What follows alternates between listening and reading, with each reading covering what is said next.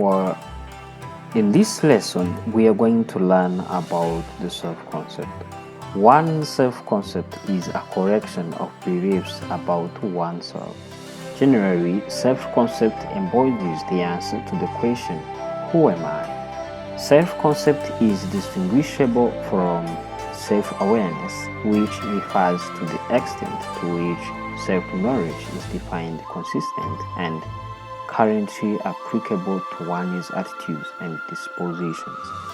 Self-concept is who we think we are, the picture we have of ourselves plus the picture we think others have of us.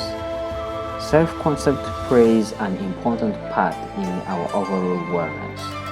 It affects the way we look of our body, how we express ourselves and interact with our friends, and it even influences how we make decisions.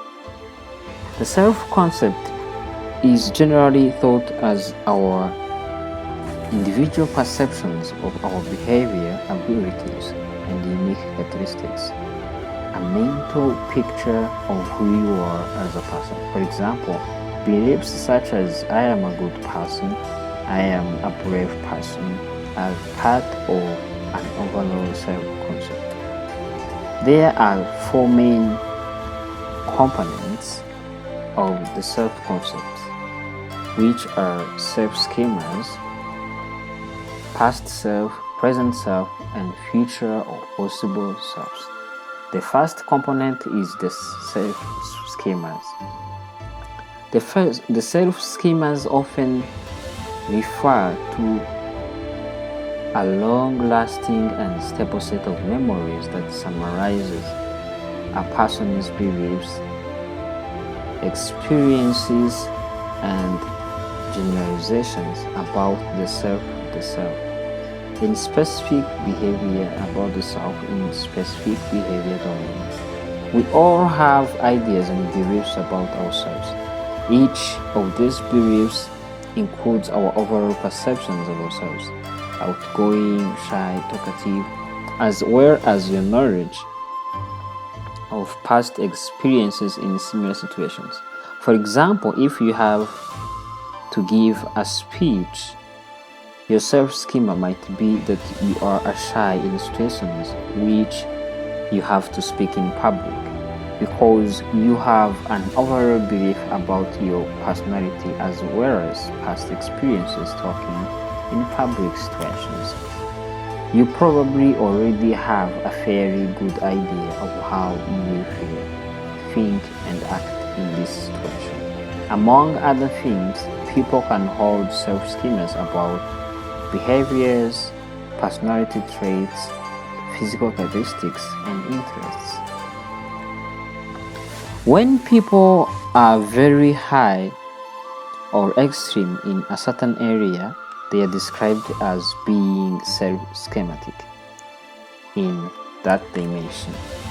Self-schemas are influenced heavily by past experiences in relationships, upbringings, society, and culture. In addition to holding self-schemas about our current selves, some experts to have suggested that we also have some self-schemas about our future. Those reflect who we want to be, which might include both negative and positive ideas about our future. Our initial self-schemas begin from childhood. They are shaped by feedback we receive from caregivers and parents. Self-schemas are also shaped by various roles and responsibilities we take in life. Our experiences as friends, siblings, parents, and co-workers, among all, influences how we think and feel about ourselves, plus how we act in certain situations. So we know that we have self-schemas about how we think, feel, and act, but how do these ideas really influence our behaviors? Researchers has found that if you believe you are self-schematic in a particular dimension, you are more likely to perform well in that area. For example, if you are confident about your drawing ability, you are likely to develop drawing skills quickly and become a professional. One of the easiest ways to get a better idea of your own self-schemas is to answer the question, who am I? Imagine that you are providing these answers to yourself, not anyone else. Write down 20 different things that answer this question as they occur to you without spending a lot of time thinking about how logical or important they are. Once you are done, you should analyze your answers. You will find that some things are negative while others are positive. But don't worry, that's exactly who you are.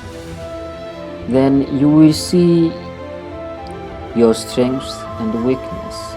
Make a plan of how you're going to maintain your strengths and put aside the weaknesses you need to put out of your life, and determine the skills you need to develop the areas where you are weak. Surprisingly, by doing that, you are contributing to who you want to be. In addition to the self-concept,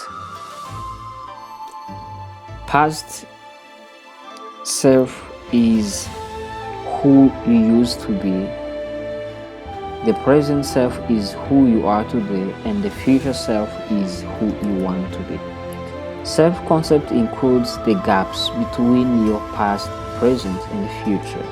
Those gaps are called self-schemas. There is always a change between the past and the present, and that change is a motivation that assures you that the future will be even more beautiful. It is an inspirational story of your life that empowers you to work hard and move forward. In the next lesson, we will learn about planning, which will include self-development planning, budget planning, business planning, and production planning.